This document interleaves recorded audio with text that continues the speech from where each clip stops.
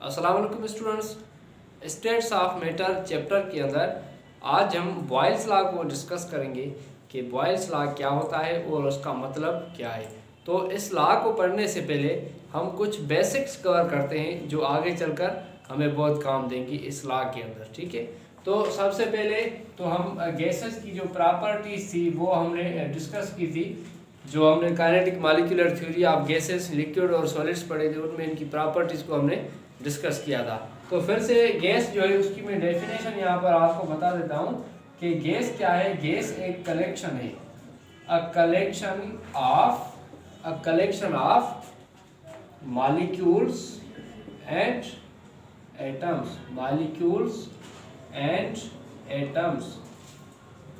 Having no shape and volume,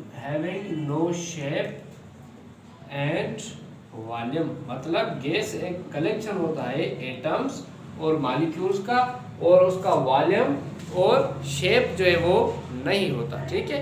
उसके बाद हम इनके कुछ जो कैरेक्टरिस्टिक्स हैं उनको तो पहले पढ़कर आए थे, लेकिन अब टेम्परेचर, प्रेशर और वॉल्यूम को पढ़ेंगे कि वो क्या होते हैं और उनके यूनिट्स जो हैं वो क्या होते हैं, ठीक है। तो सबसे पहले हम टेम्परेचर को पढ़ते हैं कि टेम्परेचर क्या होता है। तो ये चीज़ें जो है ये आगे चलकर हर लॉ के अंदर हमें बहुत काम देगी, हमको इनके यूनिट्स जो है वो इस्तेमाल करना पड़ेंगे। तो सबसे पहले टेम्परेचर को हम डिफाइन करते हैं। तो टेम्परेचर क्या होता है? The degree of hotness and coldness. The degree of hotness and coldness. Temperature जो होता है वो क्या होता है? एक डिग्री होता है। टेम्परेचर क्या होता है? एक डिग्री होता है किसी भी सर्दी या किसी भी गर्मी को मेजर करने का, ठीक है। तो इसके यूनिट्स जो हैं वो कौन से होते हैं? एक तो इसका यूनिट होता है सेल्सियस, ठीक है, और दूसरा इसका यूनिट होता है फ़ारेनहाइट। तीसरा इसका जो यूनिट होता है वो होता है केल्विन। तीसरा इसका यूनिट कौन सा होता है? केल्विन, ठीक है। तो इस पूरे चैप्टर के अंदर हमें ये यूनिट यूज करना होगा, केल्विन। सेल्सियस और फ़ारेनहाइट जो है वो हम यूज नहीं करेंगे, हम सिर्फ और सिर्फ केल्विन यूज करेंगे, ठीक है। तो फॉर एग्जांपल किसी प्रॉब्लम के अंदर हमें सेल्सियस दे तो हम उसको किस में कन्वर्ट करेंगे? हम उसको केल्विन के अंदर कन्वर्ट करेंगे। जैसे कि फॉर एग्जांपल हमें टेम्परेचर दे रहा है कितना? 100 सेल्सियस, ठीक है। ये एक प्रॉब्लम के अंदर हमें टेम्परेचर मिल गया। तो अब हम क्या करेंगे? इसको हम कन्वर्ट करेंगे किसके अंदर? केल्विन के अंदर। तो सेल्सियस को केल्विन के अंदर कन्वर्ट करने के लिए सिंपली हम उसके अंदर क्या ऐड करते हैं? 273 ऐड करते हैं, तो हमें क्या मिल जाता है? केल्विन मिल जाता है, ठीक है। तो ऐड करेंगे तो हमें कितना वैल्यू मिल जाएगा? हमें मिल जाएगा 373 केल्विन। तो ये हमारे पास क्या आ गया? ये हमारे पास केल्विन आ गया। तो पहले हम प्रेशर को डिफाइन करते हैं कि प्रेशर क्या होता है। Pressure and its units. Pressure and its unit. तो प्रेशर क्या होता है? प्रेशर होता है force upon area. Force upon area, ये होता है प्रेशर, ठीक है। P is equal to F upon A. ये हमारे पास क्या है? ये हमारे पास प्रेशर है। प्रेशर क्या होता है? Force upon area.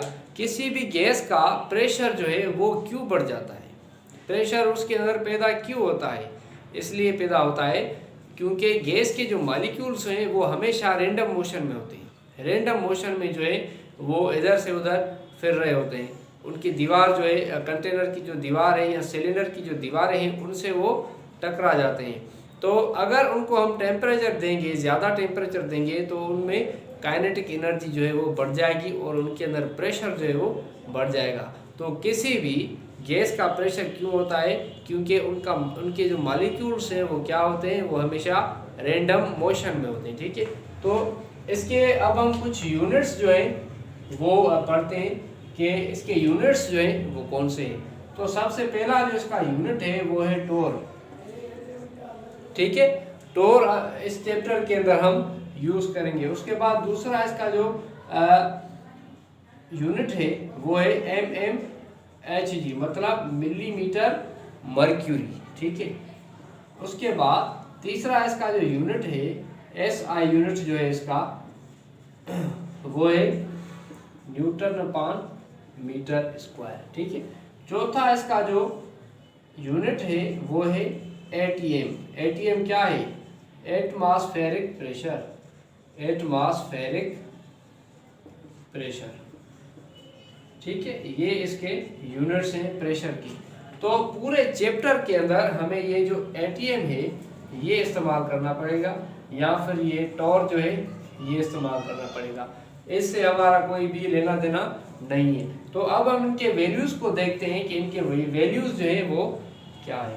तो एक ATM जो है वो बराबर होता है 760 टन की, ठीक है।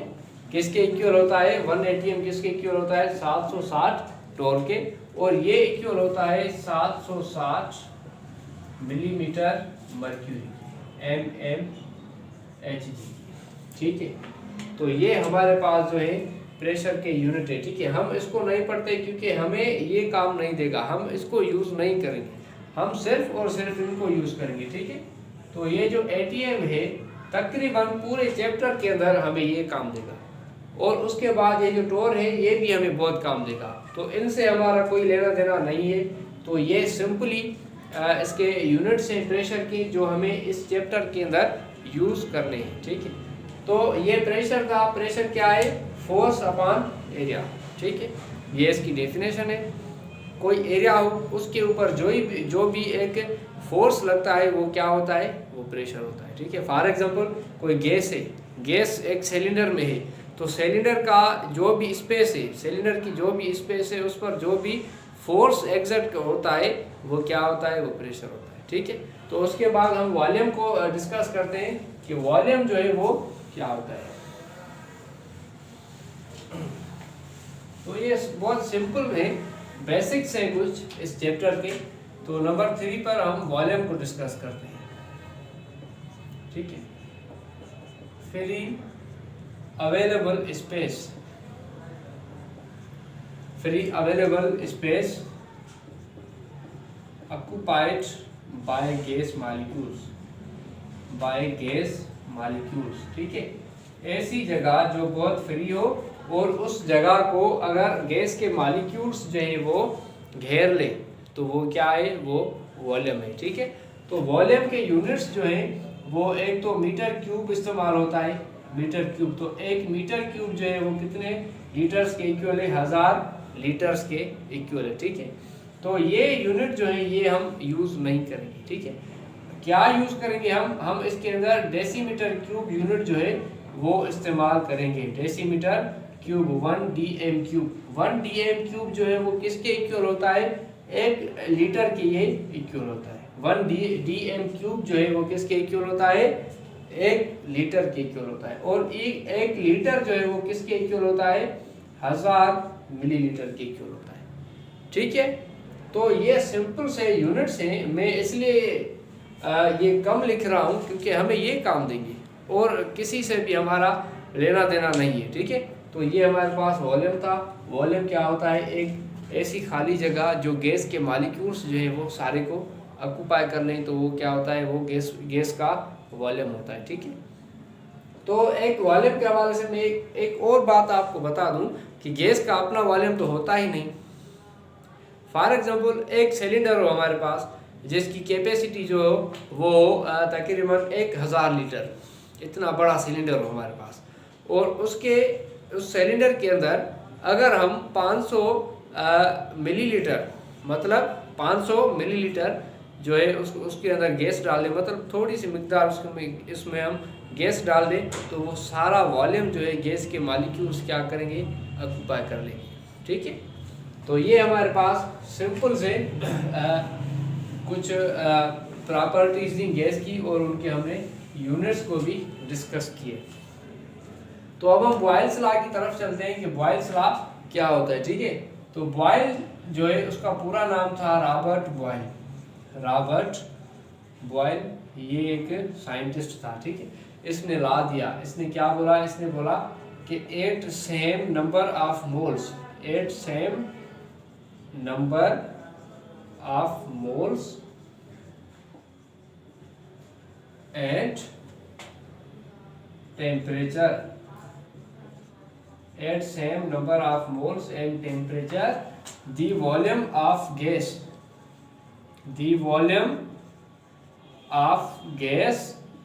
is inversely proportional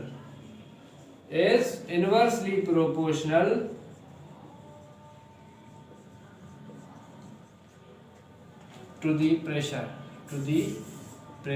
ठीक है। ये हमारे पास जो है ये क्या है, ये बॉयल्स लॉ है। इसमें ये क्या बोलता है, इसमें ये बोलता है कि अगर नंबर ऑफ मोल्स और टेम्परेचर दोनों को हम कांस्टेंट रखें, नंबर ऑफ मोल्स और टेम्परेचर को हम कांस्टेंट रखें, तो गैस का प्रेशर गैस के वॉल्यूम के क्या होगा, इनवर्सली प्रोपोर्शनल होगा।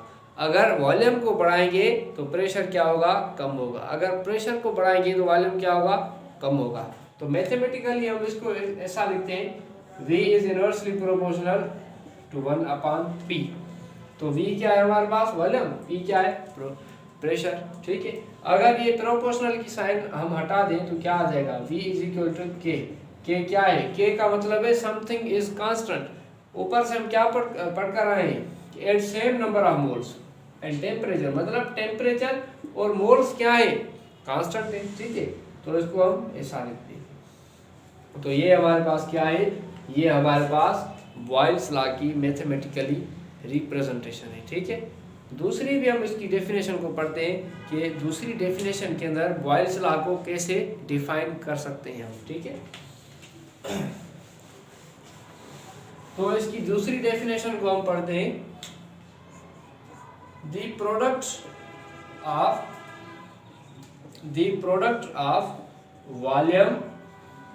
volume and pressure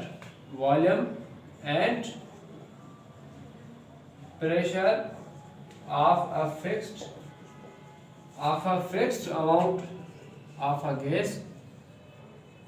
amount of a gas is a constant quantity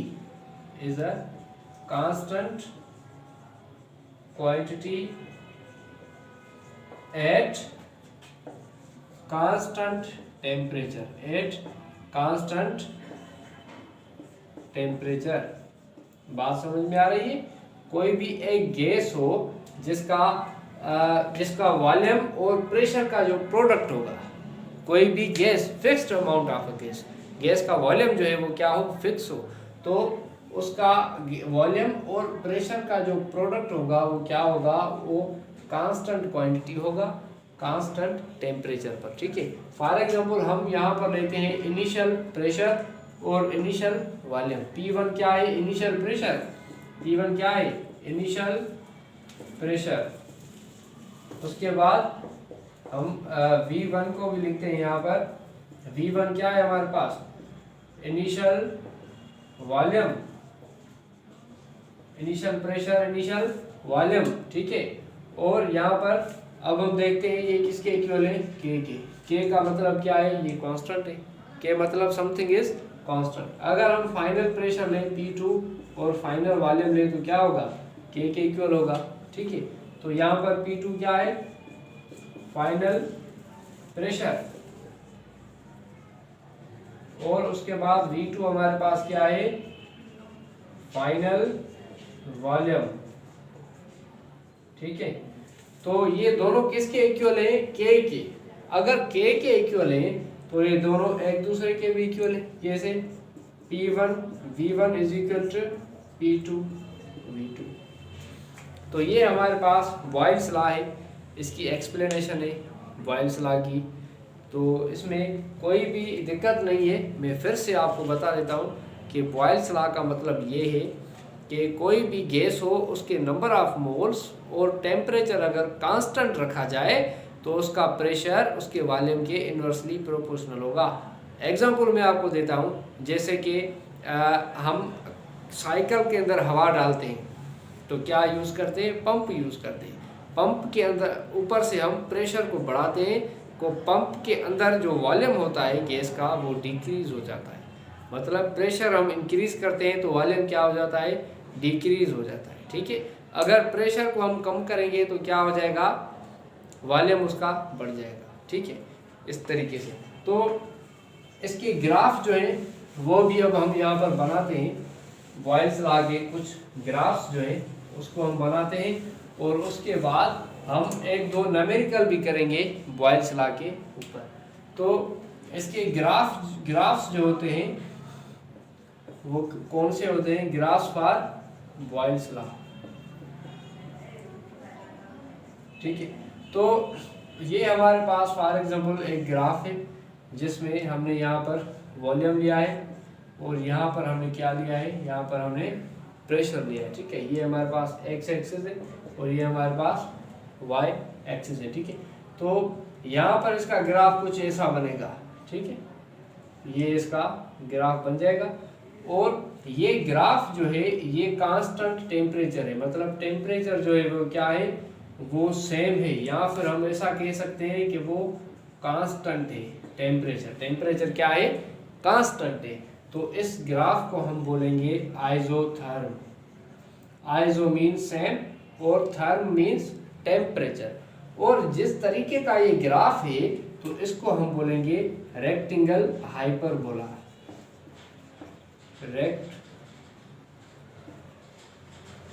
rectangular hyperbola, ये जो है ये ग्राफ का एक टाइप है। ठीक है, तो ये जो है बॉयल्स लॉ का ग्राफ है। अगर हम वॉल्यूम को बढ़ाएंगे तो प्रेशर क्या होगा, प्रेशर कम होगा। अगर प्रेशर को हम बढ़ाएंगे तो वॉल्यूम क्या होगा, वॉल्यूम कम होगा। ठीक है, तो दूसरे टाइप का इसका एक और ग्राफ जो है वो हम बनाते हैं। ये हमारे पास पीवी के थ्रू एक ग्राफ है। ठीक है, अगर हम दूसरे तरीके से बनाएं, फॉर एग्जांपल हम यहाँ पर दूसरा जो है इसका ग्राफ बनाते हैं। जैसे कि हमारे पास फिर से हम क्या बनाते हैं, ये हमारे पास है 1/v और ये हमारे पास क्या है, प्रेशर। ठीक है, तो अब हम 1/v के थ्रू जो है ग्राफ बनाते हैं। तो इसके अंदर क्या बनेगा, इसके अंदर ये जो लाइन है ये ओरिजिन से निकलेगी। ये लाइन कहाँ से निकलेगी, ये ओरिजिन से लाइन निकलेगी। क्यों, क्योंकि इसमें जो y है, y किसके इक्वल होती है mx के, y is equal to mx। ठीक है, तो यहाँ पर अगर ये दोनों इक्वल है तो ये ग्राफ जो है कुछ इस तरीके का बनेगा। ठीक है, जहाँ जिसमें लाइन जो है वो कहाँ से निकलेगी, ओरिजिन से एक लाइन निकलेगी। ठीक है, तो ये बॉयल्स लॉ के कुछ ग्राफ थे। तो अब हम इसके कुछ न्यूमेरिकल्स करते हैं बॉयल्स लॉ के। तो उस न्यूमेरिकल के बाद आपको कुछ कॉन्सेप्ट और भी क्लियर हो जाएगा। ठीक है, तो इसके हम अब कुछ न्यूमेरिकल्स करते हैं। तो अब हम बॉयल्स लॉ का एक न्यूमेरिकल हल करेंगे जिसमें मैं आपको पढ़कर बताता हूँ कि इसमें हमको क्या बोलता है। इसमें हमें ये बोलता है कि एक गैस है जिसका वॉल्यूम जो है वो 10 डेसीमीटर क्यूब है, उसको हमने एक वेसल के अंदर बंद किया है और उसमें जो टेम्परेचर है वो 0 सेल्सियस है और प्रेशर उसका कितना है 2.5 atm है। और ये जो गैस है इसको एक्सपेंड करने के लिए दूसरा जो टेम्परेचर है, प्रेशर है, वो क्या है 2 atm है। तो ये बोलता है कि अगर टेम्परेचर को हम 273.16 केल्विन तक मेंटेन करें तो आप हमें बताएं कि इसका फाइनल वॉल्यूम कितना होगा। ठीक है, तो बहुत ही सिंपल तरीके से हम इसको सॉल्व करते हैं और ये इतना हार्ड भी नहीं है। पहले हम इसकी डेटा बना लेते हैं। P1 मतलब इनिशियल प्रेशर कितना है हमारे पास, इनिशियल प्रेशर हमारे पास है 2.5 atm। उसके बाद V1 मतलब इनिशियल वॉल्यूम जो है वो कितना है हमारे पास 10 डेसीमीटर क्यूब। उसके बाद हम P2 लिखें, मतलब फाइनल प्रेशर कितना है हमारे पास 2 atm। और बाद में हम इसको टेम्परेचर लिखेंगे। टेम्परेचर क्या है हमारे पास 0 सेल्सियस है। ठीक है, तो 0 सेल्सियस आप याद करें हम पढ़कर आए थे, अगर हमको सेल्सियस में टेम्परेचर देगा तो उसको हम केल्विन में कन्वर्ट करेंगे। और केल्विन में हम कैसे कन्वर्ट करते हैं, 273 उसमें हम ऐड कर लेते हैं। तो इसमें हम 273.16 ऐड करेंगे तो हमारे पास इतना ही वैल्यू आ जाएगा 273 0.16 केल्विन, ठीक है, ये आ जाएगा। उसके बाद T2 भी हमें मिला हुआ है, कितना है 273.16 केल्विन। तो इसको तो यूनिट चेंज करने की कोई ज़रूरत नहीं क्योंकि ये खुद ही केल्विन में है। तो अब हमें क्या फाइंड करना है, अब हमें V2 मतलब फाइनल वॉल्यूम जो है वो फाइंड करना है। तो एक आप पॉइंट यहाँ पर नोट कर लें कि यहाँ पर टेम्परेचर जो है सेम है, ये भी सेम है, ये भी सेम है, तो टेम्परेचर को हम काउंट नहीं करेंगे। तो सिंपली अब हम इसको सॉल्व करते हैं। हमारे पास इक्वेशन क्या थी, P1 V1 is equal to P2 V2। तो अब हमें क्या चाहिए, हमें चाहिए V2 मतलब फाइनल वॉल्यूम चाहिए। तो हम क्या लिखेंगे, P1 V1 अपान P2, ठीक है। तो इसके वैल्यूज रखकर हम इसको सॉल्व करेंगे। तो P1 हमारे पास कितना है, P1 हमारे पास है 2.5 ATM, ठीक है। इसको हम किससे मल्टीप्लाई करेंगे, इसको हम V1 मतलब 10 डेसीमीटर क्यूब से हम इसको मल्टीप्लाई करेंगे। यूनिट को हमने लिख दिया यहाँ पर। अपान में हम क्या लिखेंगे 2, क्यों, क्योंकि P2 का वैल्यू क्या है 2 है हमारे पास, तो 2 लिखेंगे हम। तो इसको अगर हम सॉल्व करेंगे तो हमारे पास आ जाएगा 12.5 DM क्यूब, डेसीमीटर क्यूब, ठीक है। तो ये इसका जो आंसर है, ठीक है, ये हमारे पास क्या है, ये इसका आंसर है। तो ये हमारे पास प्रॉब्लम जो है वो सॉल्व हो गया। इस तरीके के बहुत सारे प्रॉब्लम्स आपको मिलेंगे बुक्स के अंदर। अगर आपको कहीं पर दे तो आप क्या करेंगे, अगर हम आपको V2 फाइंड करना है तो आप ये वैल्यूज़ रखकर उसको आप सॉल्व करेंगे तो आपको प्रॉब्लम का हल निकल आएगा, ठीक है। तो ये हमारे पास था बॉयल्स लॉ और आगे चलकर हम चार्ल्स लॉ को डिस्कस करेंगे। Thank you.